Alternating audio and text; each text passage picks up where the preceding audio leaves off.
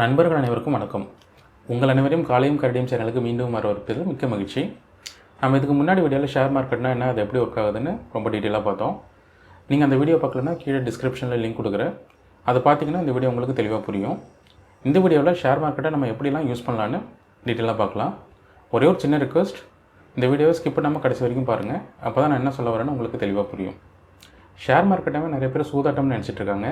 அப்படி இல்லைங்க. கரெக்டான ஸ்ட்ராட்டஜி நாலேஜ் இருக்கிறது மூலயமா ஷேர் மார்க்கெட்லேயும் நம்மளால் லாபம் சம்பாதிக்க முடியும்.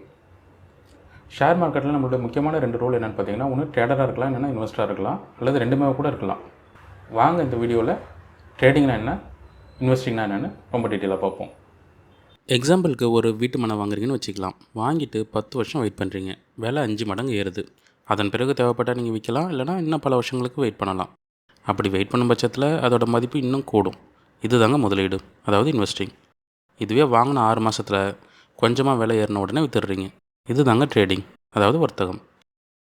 இதே கான்செப்டை ஷேர் மார்க்கெட்டோட ஒப்பிட்டு பார்த்தீங்கன்னா, ஒரு கம்பெனியோட ஷேரை வாங்கி ரொம்ப காலத்துக்கு வெயிட் பண்ணுறதுங்க. எக்ஸாம்பிளுக்கு பார்த்தீங்கன்னா, ரிலையன்ஸ், ஹெச்டிஎஃப்சி, இன்ஃபோசிஸ் இந்த மாதிரி கம்பெனியோட ஷேர்ஸை வாங்கி ரொம்ப வருஷத்துக்கு ஹோல்ட் பண்ணி வச்சுருக்கலாம். இது ஒரு வகையான முதலீடு.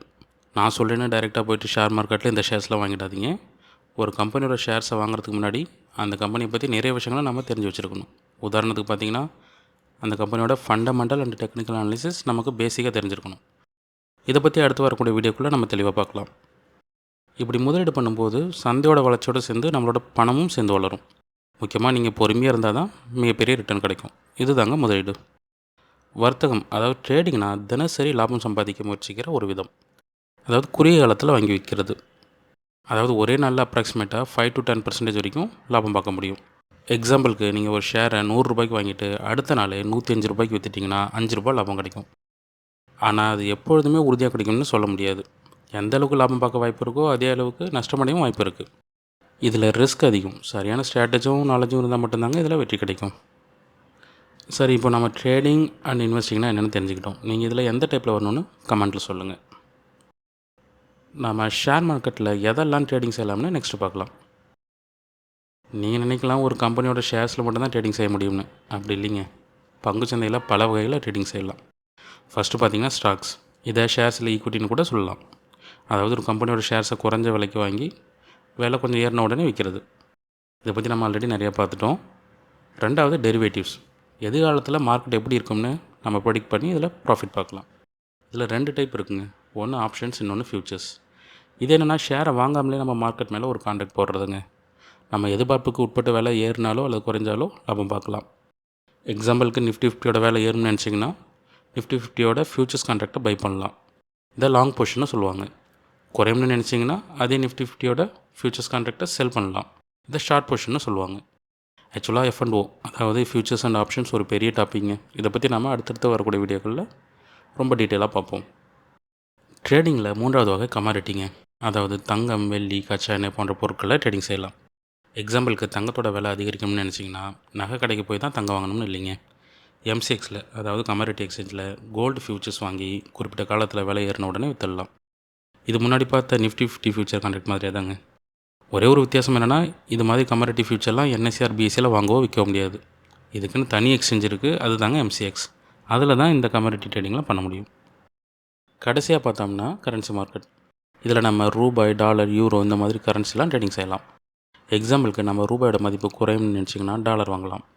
இப்போது ஒரு டாலருக்கு நிகரான இந்திய ரூபாயோட மதிப்பு கிட்டத்தட்ட 86 ரூபாயாக இருக்குது.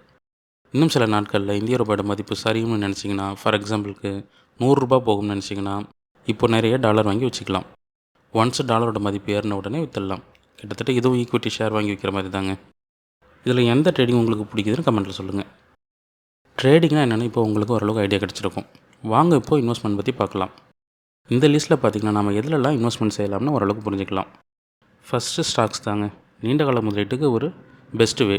ஒரு கம்பெனியோட ஸ்டாக்ஸை நல்லா அனலைஸ் பண்ணி அதில் இன்வெஸ்ட்மெண்ட் பண்ணுறது மூலமா சில வருடங்களுக்கு பிறகு நல்ல லாபம் பார்க்க முடியும். ரெண்டாவது மியூச்சுவல் ஃபண்ட்ஸ். பங்குச்சந்தை பற்றி நாலேஜ் இல்லாதவங்களுக்கு இது ஒரு சரியான தேர்வுங்க. மியூச்சுவல் ஃபண்ட்ஸ் பற்றி செப்பரேட்டாக நான் ஒரு வீடியோ போடுறேங்க. இன்வெஸ்ட்மெண்ட்டில் இன்னொரு சிறந்த ஆப்ஷன் பாண்ட்ஸ் தாங்க. இதில் ஃபிக்ஸ்டு ரிட்டர்ன்ஸ் கிடைக்கும். அதோட இது ஒரு சேஃபான இன்வெஸ்ட்மெண்ட்டுங்க. இது ஆல்மோஸ்ட் FD மாதிரி தாங்க. கவர்மெண்ட் ரிலீஸ் பண்ணுற நிறைய பாண்ட்ஸ் அண்ட் ட்ரெஷரி பில்ஸ் இருக்குது. இதில் நம்ம இன்வெஸ்ட் பண்ணலாம். எக்ஸாம்பிளுக்கு பார்த்தீங்கன்னா ஆர்பிஐ ரிலீஸ் பண்ணுற செவரன் கோல்டு பாண்ட் இருக்குது. இது ஃபிசிக்கலாக கோல்டு வாங்குறத விட இது ஒரு நல்ல இன்வெஸ்ட்மெண்ட். ரொம்ப சேஃபாக இருக்கும். கோல்டு ரேட் ஏற இந்த பாண்டோட ரேட்டும் ஏறும். அதோடு இல்லாமல் வருஷத்துக்கு அடிஷ்னலாக 2லேருந்து 2.5% வரைக்கும் இன்ட்ரெஸ்ட்டும் கிடைக்கும். இதை பற்றி உங்களை நிறைய பேருக்கு ஆல்ரெடி தெரிஞ்சிருக்கும். இன்வெஸ்ட்மெண்ட்டில் லாஸ்ட்டாக பார்த்தீங்கன்னா ETF, அதாவது எக்ஸ்சேஞ்ச் ட்ரேடட் ஃபண்ட்ஸ். இது மியூச்சுவல் ஃபண்ட் மாதிரி தாங்க. ஆனால் ஷேர் மார்க்கெட்டில் ரியல் டைம்லேயே இதில் ட்ரேடிங் ஆர் இன்வெஸ்ட்மெண்ட் நம்ம செய்ய முடியும். இவ்வளோ தாங்க ட்ரேடிங் அண்ட் இன்வெஸ்ட்மெண்ட்னா.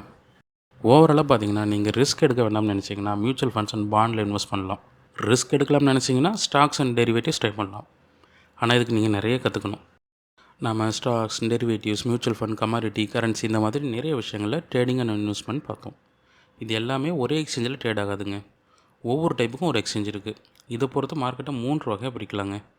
1 பங்குச்சந்தை, அதாவது ஸ்டாக் எக்ஸ்சேஞ்ச். 2வது கமாடிட்டி எக்ஸ்சேஞ்ச். 3வது கரன்சி அண்ட் பாண்ட் மார்க்கெட். நீங்கள் எந்த மார்க்கெட்டில் முதலீடு செய்யணும்னு உங்கள் நோக்கத்துக்கு ஏற்ப முடிவு செய்யலாம். நெக்ஸ்ட்டு இந்தியாவில் காமனாக இருக்கிற இந்த 3 டைப் ஆஃப் மார்க்கெட்டை பேஸ் பண்ணி என்னென்ன எக்ஸ்சேஞ்செலாம் இருக்குன்னு இந்த ஸ்லைடில் பார்ப்போம். ஃபஸ்ட்டு பங்குச்சந்தையில் பார்த்தீங்கன்னா, அதாவது ஸ்டாக் எக்ஸ்சேஞ்சில் இந்தியாவில் NSE, BSE இருக்குது. இதை பற்றி இதுக்கு முன்னாடி வீடியோவில் நிறையா பார்த்துட்டோம். உங்களுக்கு இதை பற்றி நிறைய ஐடியா கிடச்சிருக்கும். அடுத்து கமாடிட்டி எக்ஸ்சேஞ்சுங்க. இதில் 2 எக்ஸ்சேஞ்ச் இருக்குது இந்தியாவில். 1 MCX, அதாவது மல்டி கமாடிட்டி எக்ஸ்சேஞ்ச். 2வது NCDEX, national commodity and derivative exchange. 3வது பார்த்தீங்கன்னா currency market and bond market. இதில் NSE, BSE. NSE, BSEயில் பார்த்தீங்கன்னா ஒரு கம்பெனியோட ஷேர்ஸ் மட்டும் இல்லாமல் டெரிவேட்டிவ்ஸும் ட்ரேட் பண்ண முடியும். அதோட கரன்சி மட்டும் பாண்டோட ட்ரேடிங் அண்ட் இன்வெஸ்ட்மெண்ட்டும் பண்ண முடியும். அடுத்து MSE, அதாவது metropolitan stock exchange of India limited. Then RBIயும் இருக்குங்க. ஃபார் எக்ஸாம்பிளுக்கு RBI தான் சாவரன் கோல்ட் பாண்ட் ரிலீஸ் பண்ணுவாங்க. இன்வெஸ்டிங் அண்ட் ட்ரேடிங்கில் எது உங்களுக்கு பிடிக்குதுன்னு கமெண்ட்டில் சொல்லுங்கள். ஹோப் இந்த வீடியோ உங்களுக்கு யூஸ்ஃபுல்லாக இருக்கும்னு நினைக்கிறேன். இந்த வீடியோ உங்களுக்கு பிடிச்சிருந்தால் லைக் பண்ணுங்கள், ஷேர் பண்ணுங்கள், சப்ஸ்கிரைப் பண்ணுங்கள். நன்றி, வணக்கம்.